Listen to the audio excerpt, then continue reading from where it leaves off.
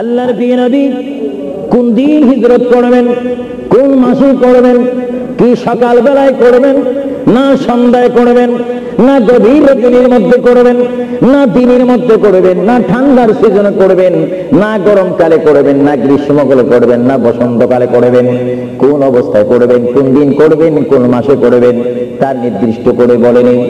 আল্লাহর প্রিয় নবী দু জানের বাদশা নবী মুহাম্মদুর রাসূলুল্লাহ হিজরত করার টাইমে সাইয়্যিদানা আলী রাদিয়াল্লাহু তাআলা আনহুকে ডাক দিয়ে বলে, আলী আমি হিজরত করব, আমি রাত্রে আঁধার অবস্থার মধ্যে মাতৃভূমি ছেড়ে চলে যাব।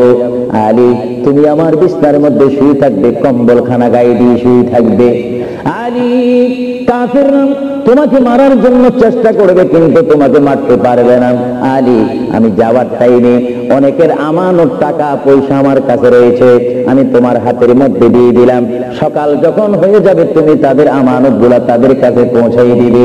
এতে প্রমাণ হলো হযরত আলী যদিও নবীর বিছানার মধ্যে ঘুমিয়ে যায়, তারপর আলীকে মারা যাবে না, যেহেতু যদি আলী মরে যাইতেন আলীর নিকটে আমার নবী আমানত রাখতেন না। জোরে বলেন সুবহানাল্লাহ, আরো জোরে বলেন। তাহলে কাফেররা যে আলীকে মারতে পারবেন না এটা নবী জানে কি জানে না? আওয়াজটা ডাউন হয়ে গেল, উচ্চ সুরে বলেন নবী জানে কি জানে না? নবীকে জানার ক্ষমতা দিয়েছেন কে? কারণ নবীর টিচার তো কোনো ব্যক্তি নয়, নবীর টিচার কোনো ফেরেশতা নয়, নবীর শিক্ষক কোন মানুষ নয়, নবীর শিক্ষক একমাত্র হচ্ছে আল্লাহ। জোরে বলুন কে? আরো জোরে বলুন কে? আল্লাহ যার শিক্ষক তার ইলমের কি কমতি আছে নাকি? হযরত আলী জীবনকে ভয় না করে তিনি রাসূলুল্লাহ পালঙ্কের মধ্যে তিনি শুয়ে পড়লেন, বিছানার মধ্যে শুয়ে পড়লেন।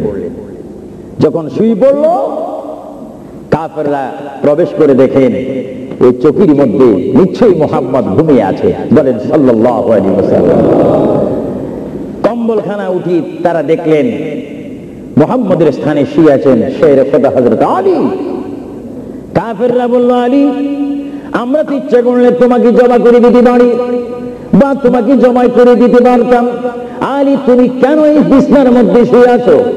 হযরত আলী চোখের পানি ছেড়ে বলে, কাফেররা তোমরা এখনো পর্যন্ত আমার হাবিবকে চিনতে পারোনি, আমার নবীকে চিনতে পারোনি।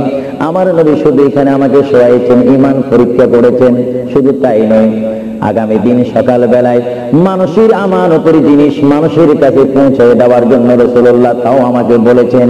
তবে বুঝা গেল একদিকে আমি রাসূলুল্লাহর পেটের মধ্যে ঘুমাবো আর সকাল বেলায় আমি উঠে মানুষের আমানত তাদের হাতে পৌঁছে দেব। জোরে বলেন সুবহানাল্লাহ, বলেন আল্লাহু আকবার, আরো জোরে বলুন আল্লাহু আকবার। মহান নবীকে এত সুন্দর করে পৃথিবীতে পাঠিয়েছেন আল্লাহ। জোরে বলেন কে? তবে ভাইয়েরা আমার, কেউ যদি আমাকে মারতে আসে আর আমি যদি জানি আমার পালকের মধ্যে যদি আমি শুয়ে থাকি কেউ আমাকে জবা করে দিবে, আর এই টাইমে যদি আমার ভাইকে যদি আমি বলি, বিশেষ করে সভাপতিকে যদি বলি আপনি একটু আমার পালকে ঘুমান, উনি বলবে আমার সভাপতির প্রয়োজন নেই, আমার জান বাঁচা ফরজ, বসবে না থাকবে না। আর সাহাবায়ে কেরাম জেনে শুনে মেনে ইচ্ছা করে নিজের জীবন প্রতি মুহূর্তে মুহাম্মদ রাসূলুল্লাহ চরণের মধ্যে দেওয়ার জন্য প্রতি ওয়াক্তে প্রস্তুত ছিল। চিৎকার দিয়ে বলেন সুবহানাল্লাহ। আল্লাহর প্যারা নবী হিজরত তিনি শুরু করলেন। আল্লাহর প্যারা নবী মায়ের বেশ মক্কা শরীফ থেকে আল্লাহর নবী চলে যাচ্ছেন। চলে যাওয়ার টাইমে সাইয়্যিদানা আবু বকর সিদ্দিকের ঘরের মধ্যে গেলেন। সাইয়্যিদানা আবু বকর সিদ্দিক রাদিয়াল্লাহু তাআলা আনহু ঘরের দরজার মধ্যে আল্লাহর নবীকে ডাক দিলেন, ইয়া আবু বকর, ইয়া আবু বকর, ইয়া আবু বকর করে যখন ডাক দিলেন সাইয়্যিদানা আবু বকর সিদ্দিক রাদিয়াল্লাহু তাআলা আনহু একটা সেকেন্ড দেরি না করে সঙ্গে সঙ্গে বললেন, ইয়া রাসূলুল্লাহ, ইয়া রাসূলুল্লাহ। আল্লাহর প্যারা নবী চক্ষু মুবারকের পানি মুবারক ছেড়ে দিলেন, আবু বকর তুমি রাত্রে এমন সময় আমি এসেছি, নিশির দিনের মধ্যে এসেছি, যে টাইমে মানুষ একটু ঘুমায়, ওই ঘুমের টাইমে তোমার ঘরের দরজার মধ্যে এসে তোমাকে ডাক দিলাম। বেড থেকে ঘুম থেকে উঠতে তোমার 2-3 মিনিটের প্রয়োজন, কিন্তু আমি নবী তোমাকে ডাক দেওয়ার সঙ্গে সঙ্গে তুমি কি করি ইয়া রাসূলুল্লাহ বলতে পেরেছো? হযরত আবু বকর চোখের পানি ছেড়ে বলে, হুজুর আপনি আপনার সঙ্গে আমাকে হিজরতের কথা বলেছেন, কোন দিন হিজরত করতে হবে তা আপনি নির্দিষ্ট বলেন নেই। হুজুর আজকে কয়েক মাস অতীত হয়ে গেল আমার জীবনের মধ্যে আরামের ঘুমকে হারাম করে দিয়ে রাত যখন হয়ে যায় আমার পিঠটা দরজার সাথে লাগিয়ে, আমার কানটা দরজার সাথে লাগিয়ে রাখতাম, আল্লাহর নবী তখন আমাকে ডাক দেয়, জোরে বলেন সুবহানাল্লাহ, আরো জোরে বলেন সুবহানাল্লাহ। এটার নাম হচ্ছে মুহাব্বত।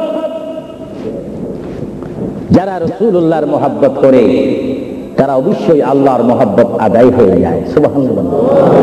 আপনারা বলেন রাসূলুল্লাহ কার রাসূল? আরো জোরে বলুন না, কার রাসূল? ওনাকে রাসূল করে পাঠিয়েছেন কে? ওনাকে হেফাজত করার দায়িত্ব কার? ওনার জবানের হেফাজত করার দায়িত্ব কার? ওনাকে ভালোবাসার দায়িত্ব কার? আমরা যদি রাসূলকে ভালোবাসি আল্লাহ কি খুশি হবে না বেজার হবে? এজন্য ভাইয়েরা আমার, সাইয়্যিদনা আবু বকর সিদ্দিক রাদিয়াল্লাহু তাআলা আনহু তিনি নবীকে এমনই ভালোবাসতেন, যারা রাসূলকে পৃথিবীর বুকে এমনি ভাবে ভালোবাসতে পেরেছেন তারাই হয়েছেন আখিরাতের জান্নাত পাওয়ার গ্যারান্টি সার্টিফিকেট তারা পৃথিবী থেকে লাভ করেছেন। চিৎকার দিয়ে বলুন সুবহানাল্লাহ। বন্ধুরা শরীফ পড়েন আল্লাহুম্মা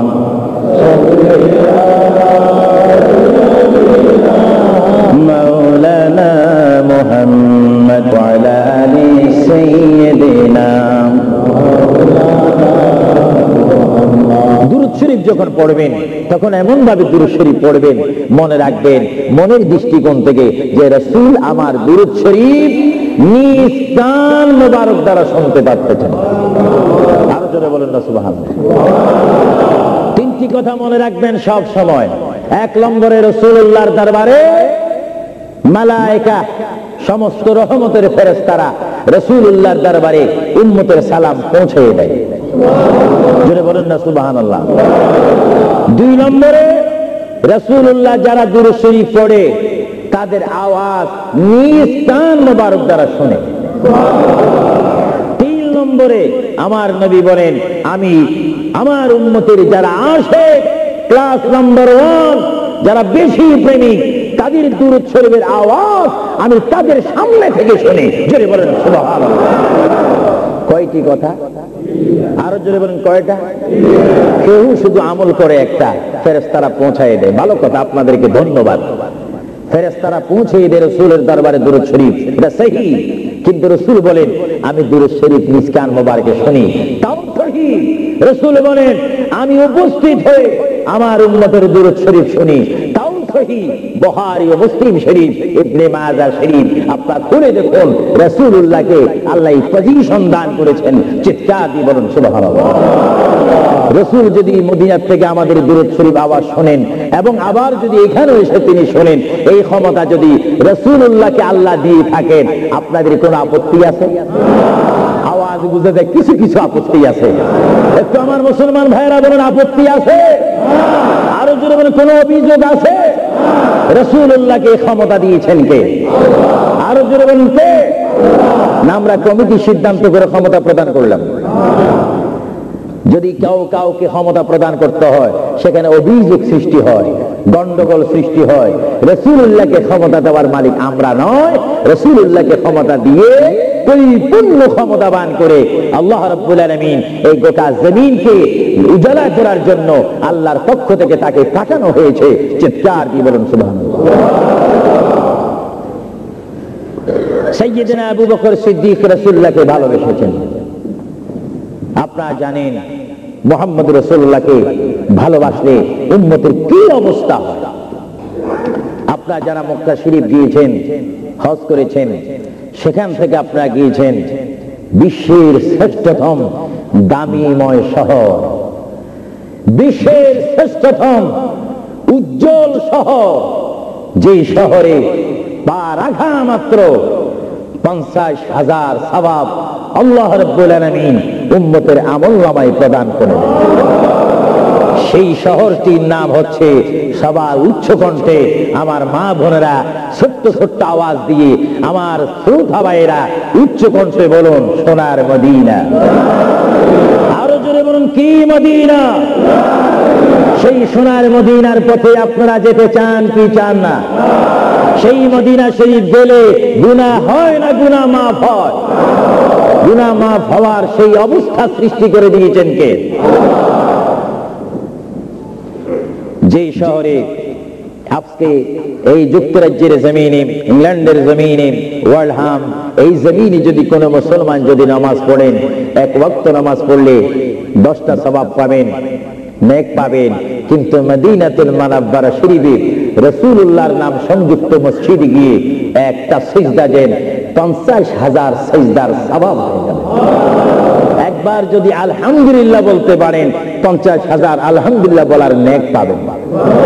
একবার যদি কোনো মতে গিয়ে যদি রাসূলকে যদি ডাক দেন, ইয়া রাসূলুল্লাহ, সঙ্গে সঙ্গে 50,000 ইয়া রাসূলুল্লাহ বলার সওয়াব পেয়ে যাবেন। আরো জোরে বলেন না সুবহানাল্লাহ। আমার বড় বড় বাবারা, আমার নওজোয়ান ভাইয়েরা, আমার যুবক ভাইয়েরা, কুচি কুচি বাবারা, আমার পর্দানিশীল মা ও বোনেরা, আমাদের নেক সওয়াবের প্রয়োজন আছে কিনা? আরো জোরে বলুন, আছে কিনা? আপনারা যারা সোনার মদিনা গিয়েছেন, সেখানে গিয়ে দেখতে পাবেন রাসূলুল্লাহর রওজা মুবারক। কি মুবারক? রওজা মুবারক। যেখানে সেই রওজা মুবারকের সামনে, সেই রওজা মুবারকের সামনে আপনারা যখন দাঁড়াইবেন, উপস্থিত হবেন, কিয়াম করবেন, সেই রওজা মুবারক যেখানে, এটার নাম হচ্ছে মা আয়েশা সিদ্দিকার হুজরা শরীফ। এটা ছিল হযরতে মা আয়েশা সিদ্দিকার হুজরা শরীফ। এই হুজরার মাধ্যমে আল্লাহ রাসূল থাকতেন, অবস্থান করতেন। ভাইরা আমার, পৃথিবীতে এমন কোন নজির নেই যে যেখানে বসবাস করে তাকে সেখানে মাটি দিতে হবে, তাকে সেখানে রাখতে হবে, কবর দিতে হবে। এটা ইতিহাস বলে না, কোরআন হাদিস বলে না। কিন্তু মুহাম্মদ রাসূলুল্লাহ যে ঘরে তিনি পৃথিবীর জিন্দেগি কাটিয়েছেন, ওই ঘরের মধ্যে তার কবর শরীফ হয়েছে। চিৎকার দিয়ে বলুন সুবহানাল্লাহ। পৃথিবীর মানুষকে বলতে হবে কবর, আর রাসূলুল্লাহকে বলতে হবে কবর মুবারক। জোরে বলেন কবর। আওয়াজ দিয়ে বলেন না কবর। পৃথিবীর কবরের অবস্থা আর নবীর কবরের অবস্থা এক নাকি? কিছু পার্থক্য আছে নাকি? কিছু নাকি? কিছু অনেক কিছু। বলতে গেলে আমরা আছি 10, রাসূল হচ্ছেন 20। আল্লাহর প্যারা নবী, দু জাহানের বাদশা নবী মুহাম্মদুর রাসূলুল্লাহ সাল্লাল্লাহু আলাইহি ওয়াসাল্লাম, তিনি কেমন নবী যার কবরের মধ্যে আল্লাহ রাব্বুল আলামিন দিনে 70,000 ফেরেশতা, দিনে 70,000 ফেরেশতা। হাদিস শরীফের মধ্যে আসে, মুয়াজ্জিন যখন মসজিদে নববীতে আযান দেয়, আসসালাতু খায়রুম মিনান নাওম, সবাই বলেন আসসালাতু খায়রুম মিনান নাওম। মুয়াজ্জিন যখন আযান দিয়ে দেয়, ওই টাইমে রহমতের 70,000 ফেরেশতা দুরূদ শরীফ পড়তে পড়তে আমার প্রিয় নবীর রওজা মুবারকের মধ্যে উপস্থিত হয়ে যায়। আর সমস্ত ফেরেশতারা চতুর্দিকে ঘুরে ঘুরে দুরূদ শরীফ পড়া শুরু করে। আবার যখন মাগরিবের আযান হয়, তখন ফেরেশতারা চলে যায়। আবার 70,000 ফেরেশতা নতুন করে রাত্রের মধ্যে নাযিল হয়। তাফসীরের মধ্যে আসে, দিনে 70,000, রাত্রে 70,000। আজকে দিনে যারা আগমন করলো ফেরেশতা, কিয়ামতের আগে তারা আর আসার সুযোগ পাবে না। আজকে যারা আসলো, কিয়ামত পর্যন্ত এক গ্রুপ অপর গ্রুপের সঙ্গে সাক্ষাৎ হবে না। এমনি ভাবে দিনে 70,000 রহমতের ফেরেশতা, রাত্রে 70,000 রহমতের ফেরেশতা আমার প্রিয় নবীর রওজা মুবারক জিয়ারত করার জন্য আমার আল্লাহ আসমান থেকে পাঠিয়ে দিচ্ছেন। জোরে বলেন সুবহানাল্লাহ, আল্লাহু আকবার। আরো জোরে বলেন আল্লাহু আকবার, আল্লাহু আকবার। তাহলে এই হাদিসে প্রমাণ হচ্ছে মুহাম্মদ রাসূলুল্লাহর রওজা মুবারকে দিনে যদি 70,000 রহমতের ফেরেশতারা আগমন করে, রাত্রে যদি 70,000 আগমন করে, 70 দুটোটা 70 যদি যোগ দেওয়া হয় কত হবে? আরো জোরে বলেন 1,00,000 40,000 ফেরেশতা দৈনিক দৈনিক বাধ্যতামূলক আমার রাসূলের রওজা মুবারক জিয়ারত করে দুরূদ শরীফ পড়ে পড়ে রাসূলুল্লাহর স্লোগান দিচ্ছে। চিৎকার দিয়ে বলেন সুবহানাল্লাহ, আরো জোরে বলেন না সুবহানাল্লাহ।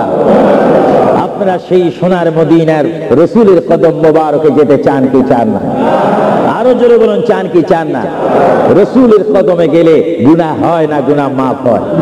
এটা দুরূদ শরীফ পড়েন। বালাগাল উলা বিকামালিহি কাশাবাদ দুজা বিজামালিহি হাসানাত জামিউ খিসালিহি সাল্লু আলাইহি নকিতা খুদা তুঝকো মুঝে দুনিয়া भी दे दे न चाहता खुदा तुझसे तख्ते की चिरा भी दे दे बलगल उला बिकमालिही जुड़े कशबत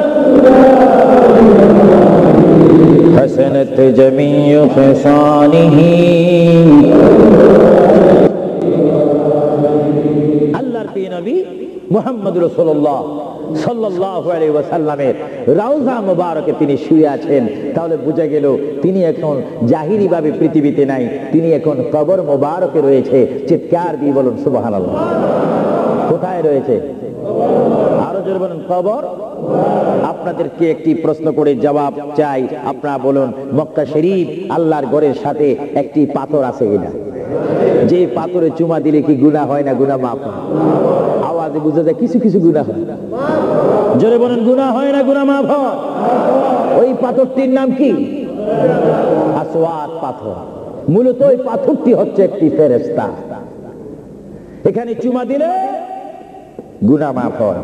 আপনারা বলেন, লন্ডনের জমিন বলেন, ওয়ালহাম বলেন, ম্যানচেস্টার বলেন, নর্থহ্যাম্পটন বলেন, নিউক্যাসল বলেন, এই জায়গাও যথেষ্ট পরিমাণ বড় বড় পাথর আছে কিনা? আরো জোরে বলে আছে না? সাগরের পাড়ে গেলে অনেক পাথর দেখা যায় না? কিন্তু পাথরে কোনোদিন কি আপনারা চুমা দিয়েছেন? আল্লাহ আমার গুনাহটা মাফ করে দাও। মক্কা শরীফের পাথরটা একেবারে ছোট, এটা তো দেখতে বড় দেখা যায়, চুমা দিলে গুনাহ মাফ হবে? বড়ে বরং সেই পাথরের চুমা দিতে গিয়ে দাঁত অ্যাক্সিডেন্ট হওয়ার সম্ভাবনা আছে। কিন্তু আসওয়াদ পাথরে চুমা দিলে জীবনের গুনাহ কি হয়ে যায়? হ্যাঁ, আসওয়াদ পাথর, তোমার মধ্যে কি গুণ, তোমার মধ্যে কি ফায়দা রয়েছে, তোমার মধ্যে কি আকর্ষণ রয়েছে, তোমার মধ্যে কি পাওয়ার রয়েছে, তোমার মধ্যে কি নূর রয়েছে, স্পিরিট রয়েছে, এই পাথর তোমার থেকে আমরা জানতে চাই। পাথরটি জবাব দিবে, আমার ব্যক্তিগত কোনো গুণ নেই, আল্লাহর প্রিয় নবী, দু জাহানের বাদশা নবী মুহাম্মদুর রাসূলুল্লাহ, আমি পাথরের গায়ে চুমা দেওয়ার কারণে কিয়ামত পর্যন্ত যত মুসলমান আমার গায়ে চুমা দিবে তাদের গুনাহগুলি আমি চুম্বকের মতো চষে নেব। জোরে বলেন সুবহানাল্লাহ, বলেন আল্লাহু আকবার। তাহলে মুহাম্মদ রাসূলুল্লাহ যে পাথরে চুমা দিয়েছে, সেই পাথরে চুমা দিলে গুনাহ হয় না গুনাহ চলে যায়? আরো জোরে বলেন, গুনাহ। যদি পাথরকে রাসূল পাক হাত দেওয়ার কারণে পাথরের যদি এত গুণ হয়, এত স্পিরিট হয়, এত গুণগান হয়, আর সেই রাসূলের দরবারে যদি আপনি উপস্থিত হয়ে ইয়া রাসূলুল্লাহ করে ডাক দেন, আপনার গুনাহ মাফ হওয়ার ব্যবস্থা আছে কিনা? আরো জোরে বলেন, আছে কিনা? আমার আল্লাহ বলেন, হ্যাঁ পৃথিবীর মানুষ, হ্যাঁ আমার বান্দারা, তোমরা দুনিয়ার মধ্যে গিয়েছো, আমি তোমাদেরকে দুনিয়ার মধ্যে পাঠাইলাম। পাঠাইবার পরে আমি জানি তোমরা অনেক অন্যায় পথে যাবে, অনেক কাজ করবে, যে কাজগুলোর মধ্যে তোমাদের গুনাহ হয়ে যাবে। হ্যাঁ বান্দা, তোমরা গুনাহ করবে তাও আমি ভালো মতো জানি, তোমরা পাপ করবে তাও আমি ভালো মতো জানি। বান্দারে, পাপ করার পরে, গুনাহ করার পরে একাই কি মসজিদের মধ্যে তোমরা কেঁদেছো, রব্বানা যালামনা, বলেন রব্বানা যালামনা আনফুসানা ওয়া ইন লাম তাগফির লানা ওয়া তুরহামনা লানাকুনান্না মিনাল খাসিরিন বলে বলে মসজিদে কেঁদেছো, আসরের নামাজ পড়ে কেঁদেছো, যোহরের নামাজ পড়ে কেঁদেছো, মাগরিবের পড়ে কেঁদেছো, এশার নামাজ পড়ে কেঁদেছো। বান্দা, নামাজের মুসল্লা যখন বসে যাও, আমি আল্লাহকে তোমরা বারবার বল, আল্লাহ গো আমার গুনাহ মাফ করে দাও। তারপরও আমি তোমাদের গুনাহ মাফ করে নেই। তারপরও তোমরা নিশি রাত্রে, মানুষ যখন ঘুমে যায়, তোমার বিবি যখন ঘুম যায়, তোমার ছেলে যখন ঘুম যায়, তুমি নিশি রাত্রে ঠান্ডা পানি দিয়ে ওযু বানিয়ে নামাজের মুসল্লায় বসে তুমি আবার যখন ডাক, আমার আপনার গুনাহ মাফ করার জন্য রাসূলুল্লাহর দরবারে যাওয়ার দরকার আছে কিনা? চিৎকার জীবন আছে কিনা? এটা কোরআনের অপব্যাখ্যা নয়, চ্যালেঞ্জ। কোরআন শরীফের আয়াত, ওয়ালাউ আন্নাহুম ইয যালামু আনফুসাহুম জাউকা, যারা তাফসীর পড়েছেন, তাফসীর জালালাইন পড়েছেন, টাইটেল পড়েছেন, বুখারী পড়েছেন, মুসলিম পড়েছেন, ইবনে মাজাহ পড়েছেন, সিয়াসিত্তা পড়েছেন, হাদিস পড়েছেন, ইজমা পড়েছেন, কিয়াস মেনেছেন, উসুল মেনেছেন, বালাগাত মেনেছেন, মুনতিক মেনেছেন, শরীয়ত বুঝেছেন, তরিকত বুঝেছেন, হাকিকত বুঝেছেন, ইলমে লুদুনি পেয়েছেন, ইলমে তাসাউফ মেনেছেন, তারা অবশ্যই স্বীকার করবে মানুষের একমাত্র মুক্তির স্থান, পরিত্রাণের স্থান, আসলের স্থান, নাজাতের স্থান, আল্লাহ পাওয়ার স্থান মুহাম্মদুর রাসূলুল্লাহ কদম মুবারক। চিৎকার দিয়ে বলেন সুবহানাল্লাহ।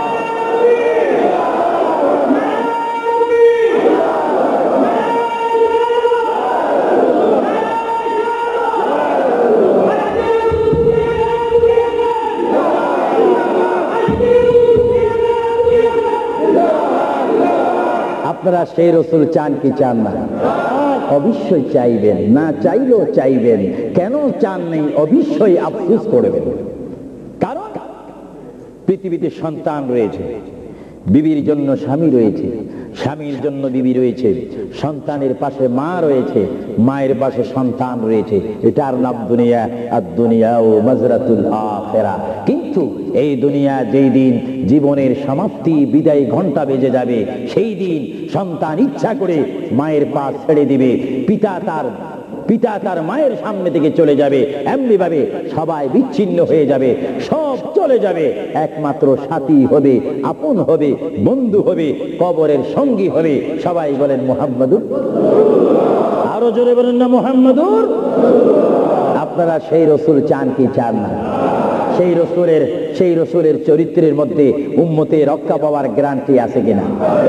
এটা দরুদ শরীফ বলেন, আল্লাহুম্মা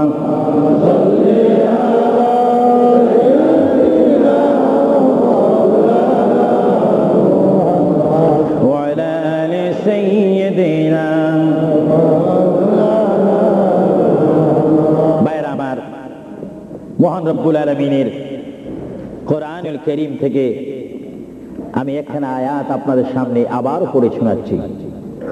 আমরা যারা এখানে উপস্থিত রয়েছি, আমাদের সকলের জীবনের সাথে সঙ্গে সঙ্গে রয়েছে মওত।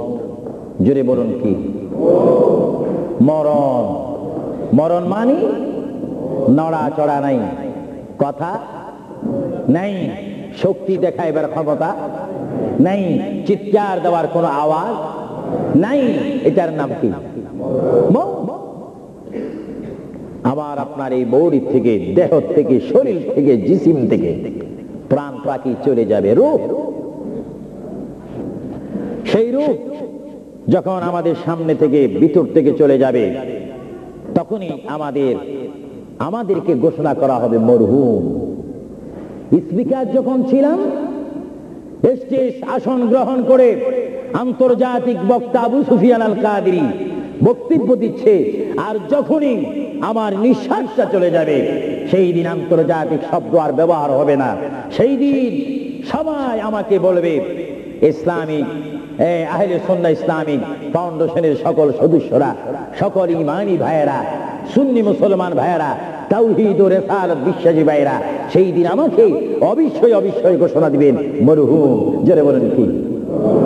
কিছুক্ষণ আগে আমি ছিলাম সাহেব, কিছুক্ষণ আগে ছিলাম আমি মাওলানা, কিছুক্ষণ আগে ছিলাম আল্লামা, কিছুক্ষণ আগে ছিলাম বিশ্বনন্দিত, কিছুক্ষণ আগে ছিলাম বিশ্ব মুফাসসির, আর এখন হয়ে গেলাম কি?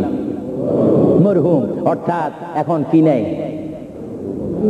জীবন নাই, রূহ নাই, প্রাণ নাই। জোরে বলেন কি নাই?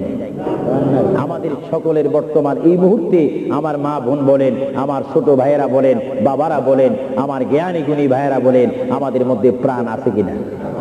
এই প্রাণটা কি আপনার হুকুমের মধ্যে নাকি? আপনি জানেন চেয়ারে বসেছেন, আপনি জানেন যে মুহূর্তের মধ্যে আপনি কয়েকবার মৃত্যুবরণ করতেছেন। একটি নিঃশ্বাস যদি চলে যায়, বাইর হয়ে যায়, আরেকটি নিঃশ্বাস নেওয়ার ক্ষমতা নেই। যে তুই নিঃশ্বাস প্রতি মুহূর্তে, প্রতি সেকেন্ডে যিনি আমাদের মধ্যে নিঃশ্বাস দিচ্ছেন এবং বাহির হচ্ছে, আসতেছে এবং যাচ্ছে, এই নিঃশ্বাস হুকুম মানতেছে কার? আরো জোরে বলুন কার?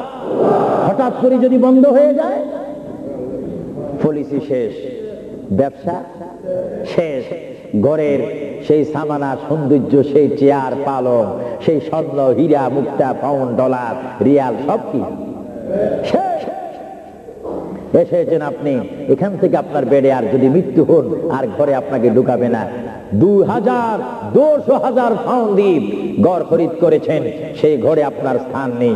আপনাকে মরহুম বলে, মৃত্যু বলে আপনাকে ঘোষণা দেওয়া হবে, এই ঘরে তার স্থান নাই।